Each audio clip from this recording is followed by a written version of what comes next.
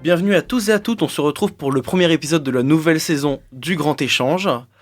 Bien sûr, le Grand Échange en collaboration avec l'ACML, Association Corporative des étudiants en médecine. Nous sommes actuellement dans les locaux de Radio Campus 106.6 qui nous accueillent. On se retrouve avec des nouveaux arrivants. On est avec Julia. Bonjour Julia. Bonjour. On se retrouve avec Aïda. Comment vas-tu Aïda ? Bonjour, ça va très bien. On se retrouve avec Samuel, ça va ? Salut. Et on se retrouve avec aujourd'hui les représentantes du pôle ISS avec Églantine. Salut. Et Claire. Salut. En tout cas, c'est un plaisir de vous recevoir et je suis très content de cette nouvelle saison avec de nouvelles personnes. Je vais juste faire une petite parenthèse au tout début. On a créé le club d'éloquence à la faculté de médecine. N'hésitez pas à vous inscrire en contactant soit Hippolyte Milblé ou François Delelys. On vous accueille avec grand plaisir. Bon, pour commencer, qu'est-ce que l'ISS ? Enfin, le pôle ISS, s'il vous plaît. Du coup, ISS, donc c'est Innovation Sanitaire et Sociale. Donc, comme tu l'as dit, on fait partie de l'ACEML, donc Association Corporative des étudiants en médecine de Lille. Et c'est un pôle à part entière. Donc, nous, on est vice-présidente avec Claire. Et on est en charge de mettre plein de projets en place au cours de l'année qui, du coup, rentrent dans le cadre du thème Innovation Sanitaire et Sociale. Voilà. Fantastique. Est-ce que vous pouvez nous décrire un peu vos différents projets ou objectifs, assez succinctement ? Alors, du coup, nos différents projets, donc déjà, on va reprendre les projets qui ont l'habitude d'être faits à la fac. Donc, le défi sans limite pour le don du sang en collaboration avec l'EFS. Ensuite, le projet Winter is Coming. Les récoltes de fonds pour le Téléthon aussi. Après, le mois sans tabac et le projet qui consiste à mettre en place du coup des cours pour les langues des signes. C'est des projets à venir qui seront nouveaux cette année. Alors du coup, pour commencer, est-ce que vous pouvez nous parler un petit peu du défi sans limite pour nos auditeurs, auditrices ? Qu'est-ce que c'est ? En quoi ça consiste ? Comment s'inscrire ? Oui, carrément. Alors du coup, le défi sans limite, c'est un défi qui a été lancé par l'ANEMF, donc l'Association nationale des étudiants en médecine de France. Et donc, toutes les corpos, tous les bureaux étudiants de médecine participent. Et le but, c'est que à la fin, il y ait une ville qui est le plus participée en pourcentage du coup, de participation au don du sang pour récolter, du coup, pour mettre en compétition un peu les corpos des facs de France. Et du coup, ça s'appelle le défi sans limite. Et là, on va avoir une première collecte qui va avoir lieu les 12 et 13 octobre 2021. Et donc, du coup, on peut s'inscrire. Il faut s'inscrire parce qu'on a besoin de sang. La situation, elle est vraiment critique. C'est vrai que l'EFS avait vraiment lancé un message d'alerte. Ils avaient 3 semaines pour trouver 30 000 poches de sang parce qu'ils avaient déjà demandé aux hôpitaux de diminuer les transfusions, etc. Donc, c'est vraiment une situation qui est critique. Il leur reste 2 semaines et c'est vital pour certaines personnes, donc c'est hyper important. Et donc, du coup, pour s'inscrire, il faut aller sur le site Mon Rendez-vous Don de Sang. Ou alors, pour ceux qui ont la chance de faire partie de la fac de médecine, on a déposé plein d'affiches avec Claire. Et en bas de l'affiche, il y a un QR code que vous pouvez scanner qui va directement vous amener, du coup, sur la collecte qui va avoir lieu, du coup, c'est 12 et 13 octobre. Voilà. Et la collecte qui a lieu où ? Oui, la collecte a lieu à la Maison du Don de Los. Donc, c'est juste, pour ceux qui connaissent, derrière, après Galien, en fait, la prépa. Et on va mettre un parcours fléché pour les étudiants, parce qu'on ne veut pas trop qu'ils se perdent. Mais franchement, c'est à 5 minutes à pied de la fac. Et vous pouvez retrouver, pareil, l'adresse sur le site Mon Rendez-vous Don de Sang. Sur le point de collecte, c'est 20 avenue Eugène Avignon. Non, c'est pas avenue Eugène Avignon, parce que... Je me souviens plus, mais elle est disponible sur Internet. Ok, c'est tout près de la fac. Et vous avez du coup un thème de prévu cette année ? Est-ce que donc du coup, cette année, ils ont pris le thème du cinéma. Donc du coup, ce sera une ambiance festive.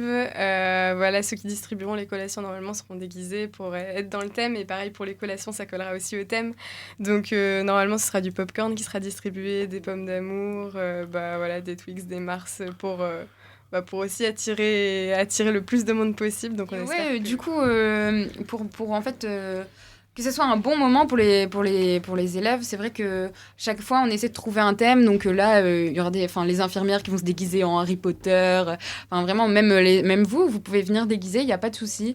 Nous, on sera en ouvreuse de cinéma, normalement.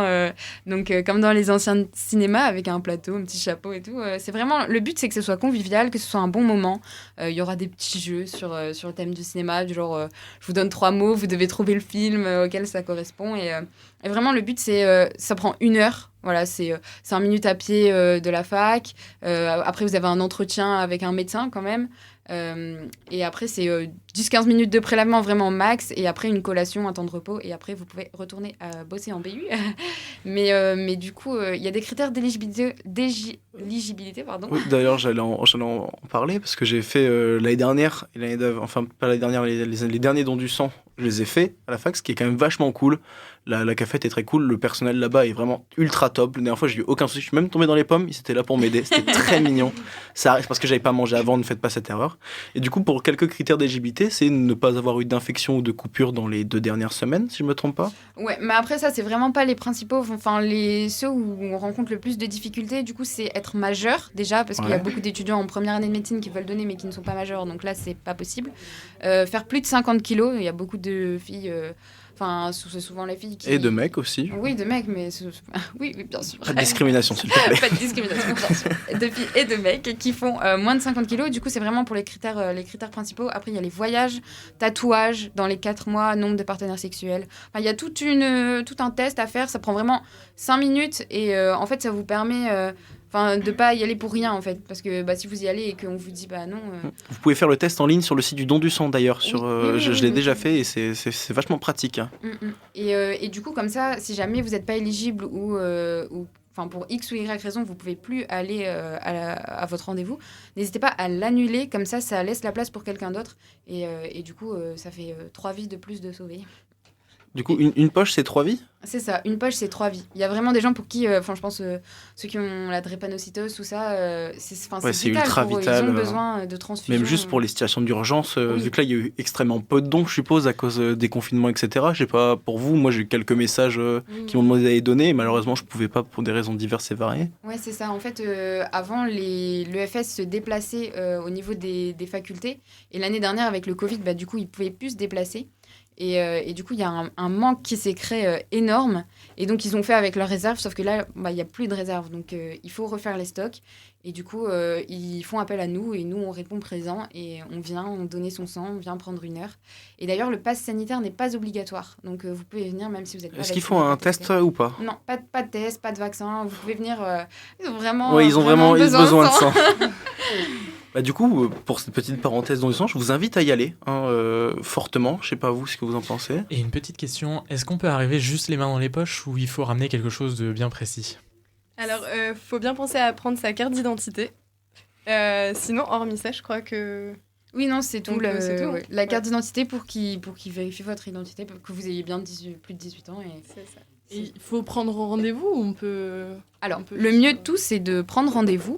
Après, c'est vrai que si jamais vous avez un planning qui se fait à la dernière minute et que vous dites « Ah, j'ai un créneau qui se libère », vous pouvez clairement aller au don du sang. Et jamais ils vous diront non. Ils vous diront là, il y a un peu de monde, par exemple, attends un quart d'heure avant de passer, mais on vous refusera pas. C'est ce qu'ils faisaient les années présentes. Il y avait 2 files, les files des personnes qui se pointaient comme ça, qui étaient un peu plus longues, et les files des personnes qui avaient pris leur rendez-vous, et ils passaient un peu en priorité sur 2 files.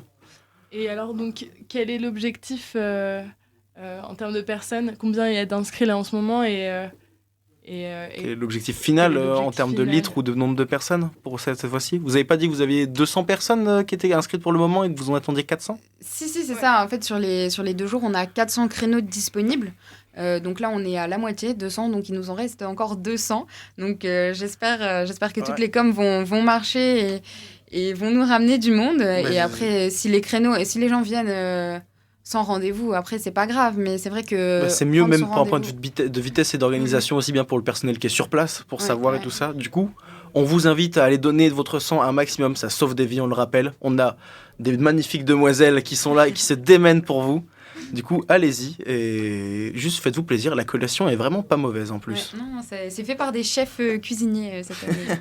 Et ouais. C'est vrai? Ouais, c'est fait par une école d'apprentis chefs cuisiniers qui vient et qui fait ça sur place. Ils font des émulsions de popcorn. Enfin, ça va être Mais des trucs tellement cool. des trucs de dingue, hein, vraiment. Tellement cool. Venez vous régaler.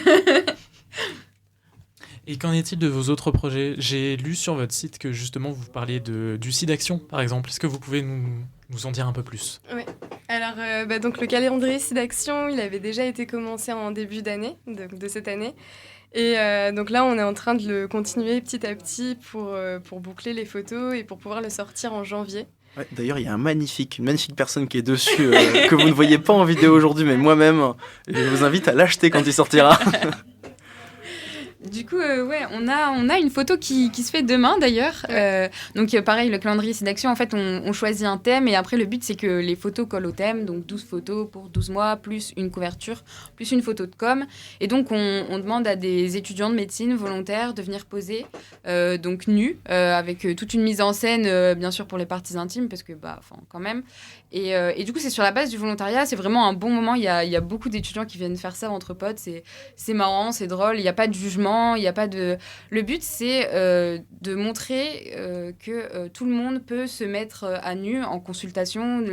Si nous, on le fait, essayer de dire que on n'est pas là pour porter un jugement envers les corps, etc. Et que c'est vraiment d'un point de vue médical, dépistage, tout ça, nous, on le fait. Et du coup, on aimerait que... qu'il y ait moins de peur à propos de ça. Et du coup, c'est toujours vraiment un super moment. Et du coup, vous pouvez rejoindre la page sur Facebook. On a une page. On la mettra en lien de la description. Yes, super. Vous pourrez aller dessus sans souci. D'ailleurs, pour avoir parlé de mon expérience personnelle, qu'il l'ai fait il y a quelques mois maintenant, je l'ai fait cet été. Oui, cet été. Dans un petit magasin, enfin une cuisine principalement, dans le centre de Lille, avec un ami. On était censé être 3 avec une fille. Elle nous a lâchés. Bon, du coup, ça représente une autre gamme de la population, ce qui n'est pas grave et ce qui est vraiment très bien. Et pour le point de vue, ceux qui ont peur de la nudité, par exemple, n'ayez pas peur, en vrai, il n'y a aucun souci. On fait plusieurs tests. On fait un test habillé, on fait un test avec une serviette. Et il y a juste au dernier moment où on retire la serviette, où on cache. Par exemple, pour moi, je cachais avec un saladier, si je ne me trompe pas. Ouais, c'était ça dans les cuisines. C'était vraiment, en plus, c'est vraiment un moment où on se marre bien. Et moi, j'invite tout le monde à le faire. C'était vraiment un très bon moment et c'était très cool. Et surtout pour le SIDAction, quand même. Oui, voilà. Donc il y a encore des photos qui vont être faites ou là, le calendrier de cette année est fini? Alors, donc là, on est en train de finir les photos. Il nous en reste 2 à faire. Ouais, 2. Et après, on commencera le prochain calendrier, du coup, dès l'année prochaine, le plus vite possible. Et donc, voilà, du coup, pour ceux qui sont en médecine, sur les groupes MED 2, MED 3, on a publié le lien du groupe pour qu'on ait un maximum de volontaires. Voilà. D'ailleurs, est-ce qu'on pourrait avoir une petite fun fact ou une petite avance sur le thème du calendrier des SIDAction cette année? Un petit indice. Hein. Le thème doit rester secret. Un indice sur le thème pour laisser... Donc le calendrier sortira en janvier. Pour les plus impatients, il vous reste quelques mois quand même à attendre. Et le thème, on peut vous dire qu'il y a un invité vraiment exceptionnel qui fait partie de la faculté, qui est vraiment un ponte de la faculté, qui a posé, bon pas nu évidemment, hein, mais qui a posé avec des étudiants. Je parie sur Chazard, professeur Chazard, professeur Dazan. On ne dira rien, mais il y a vraiment un invité exceptionnel. Et du coup, le calendrier est en vente et tous les bénéfices sont reversés au SIDAction. Vraiment, nous, on fait ça bénévolement, on n'en tire aucun profit, c'est vraiment tout à but, pour le SIDAction, quoi. Et donc on peut trouver ça à partir de janvier, une date un peu plus précise et peut-être un endroit où on pourrait l'acheter? Du coup, on essaiera de le mettre en vente un peu avant janvier, parce que comme le calendrier commence en janvier, le but c'est qu'il vous soit utile dès janvier. Mais même si on sait tous qu'on l'achète pas pour le calendrier.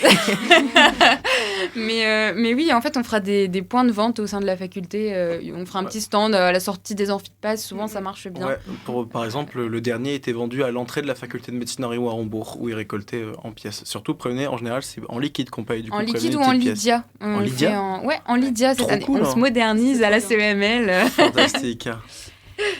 Ok, du coup, concernant la collecte de fonds pour le Téléthon, comment ça se passe? Du coup, pour le Téléthon, les années précédentes, on faisait des crêpes donc, dans la fac. Je sais pas, pour les plus vieux qui font Oui, partie je me rappelle.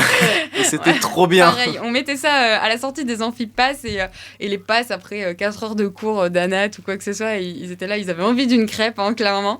Et donc, du coup, on faisait ça. C'est vrai que là, la récolte pour le Téléthon, on l'a reporté au deuxième semestre parce qu'on a un premier semestre qui est assez chargé avec Claire. Et du coup, on va mettre une petite nouveauté parce que c'est vrai que des crêpes, bon, ça donne toujours envie, mais l'été, on a aussi envie de smoothies et de fruits frais. Et on a des super machines qu'on a, on a investi cette année.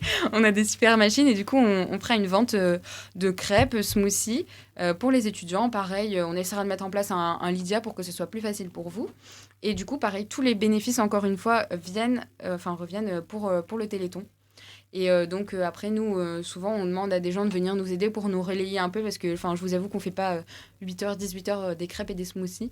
Donc, c'est vrai qu'on a beaucoup de volontaires, de gens très bienveillants. Même là, pour le défi sans limite, c'est incroyable. On poste un message sur les réseaux et on a quantité de gens qui sont motivés pour venir nous aider et c'est incroyable. Je suis ravie. Et donc, du coup, pareil, pour le Téléthon, souvent, il y a des gens qui viennent aider un petit peu pour faire des crêpes, 1 heure ou 2. Donc, n'hésitez pas, dès que vous en entendrez parler un peu, à vous proposer revenir vers nous, quoi, du coup. Ok. Parfait, merci beaucoup. Mais vous aussi évoquez assez brièvement le mois sans tabac. Enfin, même juste sur le ventre du Téléthon, ça se situe autour de quel moment dans l'année, pour savoir vite fait? Parce que Alors, le Téléthon, on a vraiment pas d'idée. Ça sera, je pense, fin deuxième semestre. Donc, pas Ok. juste avant les partiels, mais Ouais. voilà, ça sera plutôt fin du deuxième semestre. Ok, nickel. Et le mois sans tabac, vous avez des idées quelques informations sur ce projet? Alors, du coup, pour le mois sans tabac, là, on a la chance d'avoir des super chargés de mission qui ont aussi bien pris en main le projet. Et donc, en fait, on va organiser avec eux une page Facebook, donc du coup, avec tous ceux qui comptent arrêter de fumer pendant novembre. Donc, oui, donc le mois sans tabac, c'est en novembre. On va remettre tous les liens utiles. Vous pouvez avoir un kit pour vous aider par le gouvernement. Je pense qu'il y a plein de gens qui ne le savent pas. Et le but, c'est de rassembler les étudiants. Par exemple, ils sont en BU. Et ils sont en BU et ils veulent prendre une pause. Et leur pause habituelle, c'est la pause clope. Et là, non, c'est pas la pause clope, c'est la pause avec plein de gens qui sont pareil qu'eux, dans la même situation, qui ont envie d'arrêter de fumer. Rien que pour ce mois-ci, rien que pour te dire, je suis capable d'arrêter un mois. Je suis maître de ma consommation. Et je me lance le défi parce que j'ai envie. On peut le faire entre potes, etc. Et donc cette page Facebook, elle va vraiment rassembler plusieurs étudiants. En plus, bon, le mois de novembre, on sait que début mois de novembre, il y a les partiels pour les maîtres 3. Donc ça va être un peu tense, un peu compliqué. Mais tout le monde est bienvenu sur cette page et on mettra des petits messages de soutien, des témoignages. Vraiment, on veut essayer d'aider les étudiants. C'est pas un mois facile, mais c'est vraiment un défi, je pense, qui mérite d'être réalisé. Après, c'est chacun son avis, son opinion, mais je pense que ça peut vraiment apporter beaucoup aux étudiants d'essayer pendant un mois. De se rendre compte que pendant un mois, du coup, Ouais. ils peuvent s'en passer. Ouais, voilà. Pour voir où est-ce qu'ils en sont dans leur consommation, faire le point, Surtout tout qu'on ça. rappelle, le premier mois, en général, c'est le plus dur. Ouais. Et si on peut passer le premier mois, pourquoi pas arrêter définitivement? Parce qu'on Mm. rappelle, c'est quand même une sacrée galère, la cigarette. Ouais, ça, c'est vrai, mais après, au moins un mois. Je pense que c'est un sacré défi, un c'est mois. déjà se donner ce défi et le réussir, Ouais, c'est déjà voilà. beau dans une vie C'est de faire ça. déjà, Déjà. c'est déjà bien, je pense. Et après, vraiment, pour tous ceux qui, bien sûr, veulent arrêter à terme, ça leur aura créé plein de contacts. Peut-être qu'ils vont se rapprocher de gens, pareil, qui ont envie aussi d'arrêter de fumer. Et dans les moments difficiles, c'est vrai que pour les non-fumeurs ou pour ceux qui n'ont jamais essayé la clope ou pour ceux qui ont déjà essayé mais qui ont replongé, etc., ça peut être vraiment un lieu d'échange et de partage et d'aide, en fait, entre tous ces étudiants. On avait pensé à ça, du coup, pour le mois de novembre, et c'est Christelle, une chargée de mission, qui s'en charge. Fantastique, merci. En tout cas, vous avez parlé de beaucoup de vos projets. Je rappelle comment participer à chaque projet en bénévolat. Vous l'avez dit, surtout pour le don du sang, c'est vous envoyer un petit message et vous verrez s'il y a besoin ou pas. Maintenant, on va peut-être passer à une partie un peu plus débat, parce que l'ISS se renouvelle, enfin le pôle ISS se renouvelle, et ils ont quelques idées de nouveaux projets qu'ils ont cités tout à l'heure. Du coup, pourquoi pas débattre ensemble sur les applications, les intérêts, les points négatifs de ces futurs projets avec vous. Du coup, je vous invite à quelqu'un ici de parler du premier projet, celui que vous désirez sur projet. Alors, je sais que dans mon lycée, c'était déjà en train d'être fait, mais vous, est-ce que vous faites un projet où justement on récupère des affaires pour des affaires pour des personnes en difficulté? Est-ce que vous pouvez nous en parler un peu plus? Alors, oui, du coup, on organise le projet Winter is Coming. Donc, justement, avec l'association Winter is Coming. Donc, en fait, ça consiste à récupérer vraiment un maximum de vêtements dont les étudiants ne se servent plus pour ensuite les donner à cette association qui les distribuera à des personnes dans le besoin. Donc voilà, c'est quelque chose qui se fait tous les ans et qu'on va continuer aussi cette année. Ça se fait normalement vers Noël. Donc voilà, on garde aussi cette période-là cette année. Et on peut donner absolument tout type de vêtements? Ou il y a des choses particulières? On rappelle, que c'est vous un pouvez pas projet qui est récupérer? encore en construction, du coup, tout est encore à faire. Non, le Winter is Coming, mais c'était déjà fait. C'est vrai? Oui, le Winter is Fantastique. Coming. Il y a un point de collecte à la fac et un point de collecte dans les hôpitaux parce qu'il y a beaucoup de médecins aussi qui donnent des vêtements. Et donc, non, tous les vêtements ne sont pas. On récupère pas tous les vêtements. Par exemple, je pense qu'on a reçu une fois des maillots de bain. Les sans-abri n'ont pas vraiment besoin de maillots de bain. Donc, privilégier les vêtements chauds, les vêtements de pluie, les chaussures, les gants, enfin tout ça pour les aider au maximum à traverser un hiver difficile. Mais c'est vrai qu'un maillot de bain, par exemple, je pense que non. On prend pas. Je sais pas, s'ils voudraient partir dans le sud pour se faire une petite baignade. Ouais, non, mais... Non, on est d'accord, faites attention à ce que vous donnez. Aussi, peut-être à l'état des vêtements aussi. Vous prenez pas Aussi, des vêtements voilà, en charpie, c'est je ça. suppose. Non, le but... C'est pas une benne à ordures, c'est une benne non. de collecte pour des gens les mettre voilà, après. c'est ça. Du coup, même un minimum, vous faites déjà un énorme geste et du respect avec eux en les donnant. Allez-y au maximum en donnant des bons vêtements. De toute manière, nous, on retrie tout derrière, en fait. Et le but, c'est pas qu'on soit une décharge, comme tu le dis. Et c'est vraiment d'aider des gens qui sont dans le besoin et de se dire... Enfin, là, j'ai je sais pas, 10 pulls. Celui-là, je le mets jamais. Il peut servir à quelqu'un. Et pas genre... ce pull-là, de toute façon, je le mets plus, il est troué. Et donc, je vais le refiler... là-bas. Non. Après, ça dépend du trou. Si c'est un petit trou en bas Non, mais au oui, niveau du col, j'entends. ça passe. Si c'est Mais un col au milieu du ventre, non, mais on n'est voilà. pas dans Alien, il ne servira pas. Et du coup, le point de collecte à la fac de médecine, il se trouve où? Souvent, on le fait près de la BU. D'accord, je l'ai jamais vu. Bah nickel ça, on l'a jamais vu. Non, mais on fera des coms. Cette année, on est porté com, on passe en amphi, on fait des QR codes. Vous allez sûrement revenir d'ailleurs dans cette émission. On vous invite à écouter les prochaines émissions de du pôle ISS. Yes. Non, fantastique. Et alors, vous avez aussi un projet de cours de langue des signes. Ouais, alors, du coup, c'était un projet qui normalement devait se mettre en place l'année dernière. Sauf que avec le Covid, ça a été carrément compromis et y a pas, ça n'a pas vu le jour. Du coup, on a décidé de le reprendre cette année. Et donc, en fait, au premier semestre, on va contacter un maximum d'associations pour pouvoir essayer de mettre en place tout ça. Et le but, c'est qu'au deuxième semestre, on ait pu trouver un prof qui puisse donner des cours aux étudiants qui le veuillent. Donc après, il faudrait voir aussi niveau financement si ces cours seraient payants ou si on demanderait une participation. Ouais. Après, pourquoi pas une participation à reverser à une association pour les aides aux personnes sourdes et malentendantes, pourquoi pas? Du coup, déjà, le premier but de la participation, c'est vraiment de filtrer les élèves qui sont vraiment motivés, des élèves qui viennent ça pour un peu découvrir, voir. Enfin, on peut venir pour découvrir, mais après, c'est vrai que le but, c'est d'être un peu assidu au D'être sens sérieux, qu'on mettra... parce qu'on va pas juste aller là-bas pour dire je vais faire la langue des signes, c'est marrant. Non, Oui, plus aller en non. mode je veux l'apprendre, ça, Oui, ça peut être bénéfique pour c'est moi vraiment, et pour mon entourage. dur à apprendre quand même. C'est une autre langue, faut se le dire clairement. Et donc déjà, premier but de cette participation, et deuxièmement, pour payer le prof en fait, parce que c'est vrai que nous, on est des étudiants, on a du temps, on aime utiliser ce temps. Et je dis pas que lui, il aime pas, mais c'est son métier. Et Ouais. donc du coup, Et il tout faut travail qu'il mérite soit- rétribution il faut en qu'il termes soit- général. voilà, c'est ça. Ouais, tout à fait d'accord. Et puis du coup, deuxième chose, en plus des cours, ce qu'on aimerait, l'idée qui avait été proposée de base l'année dernière, du coup qu'on aimerait mettre en place aussi, ce serait d'organiser des cafés avec des gens sourds et malentendants qui puissent justement parler en langue des signes avec les étudiants qui auront appris la langue. Comme ça permet aussi de mettre la théorie en pratique et puis d'en faire, de faire des moments de partage comme ça.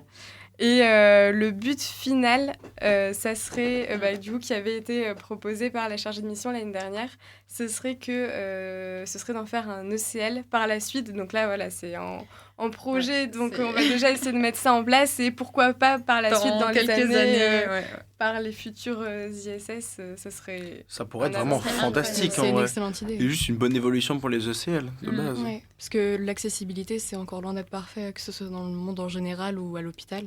Ouais, non, c'est vrai que il y a des bases, je pense, qu'il faudrait enseigner un minimum aux étudiants. C'est vrai qu'on a des bases en anglais pour les étrangers. Pourquoi on n'aurait pas des bases en anglais, en langue des signes, pour pouvoir être compréhensible d'un maximum de personnes, en fait. Pour avoir eu le cas en vrai, pendant un stage hospitalier, je suis tombé sur une personne d'un certain âge, assez âgée, qui était sourd, mais sourd complètement.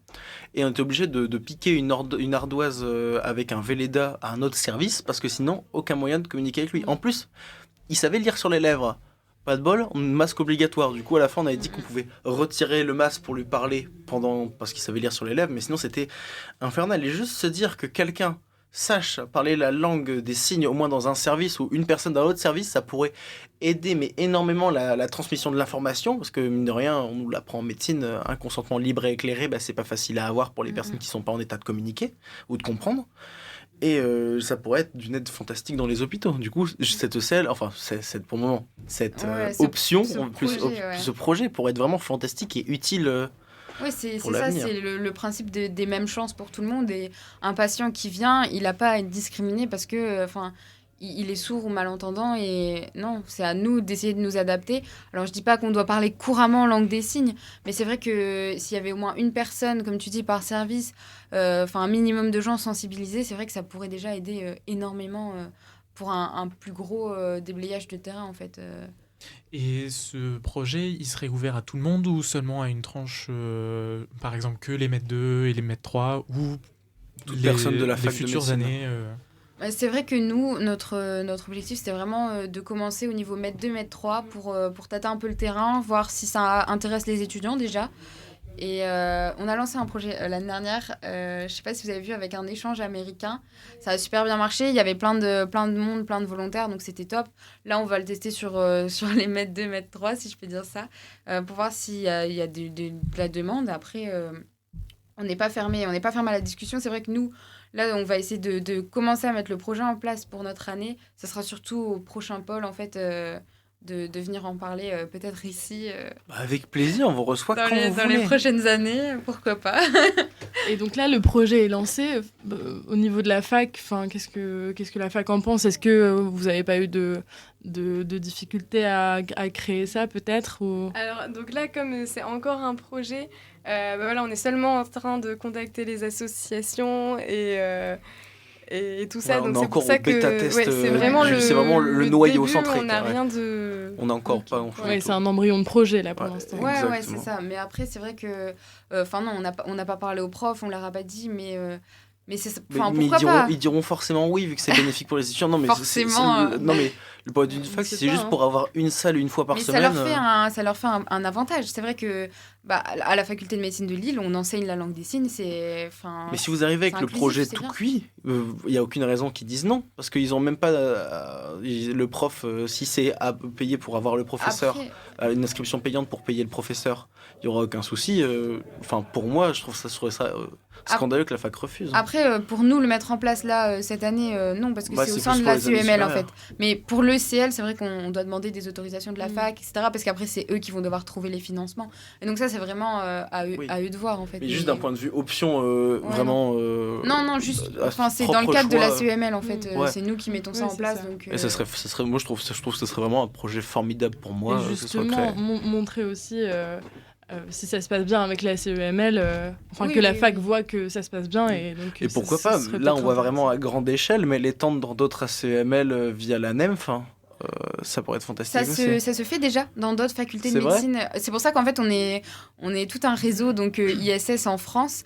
Et ça se fait déjà dans d'autres facultés de médecine, donc je ne saurais pas vous dire les villes exactement. Mais du coup, on est en contact avec justement ces filles-là aussi, ces filles, ces garçons, qui sont là pour nous expliquer comment ils ont mis ça en place dans leur fac, les difficultés qu'ils ont rencontrées, des petits tips, un petit guide. C'est vrai que ça, c'est assez bien aussi. Quand on fait partie d'une association comme ça, et vraiment, c'est des gens qui sont motivés, qui sont volontaires et qui adorent échanger sur ce qui les passionne et sur ce qu'ils font. Et c'est ça qui est top aussi. Et du coup, oui, ça c'est déjà vu.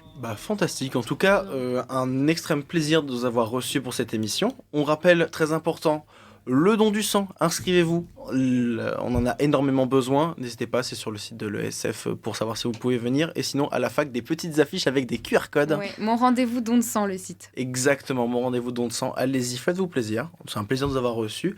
Merci en tout cas à Julia, Aïda, Samuel, Églantine et Claire. Grâce à vous, on a pu faire une bonne émission et je vous souhaite une bonne journée, une bonne continuation. Merci. Merci. Au revoir. Merci à vous.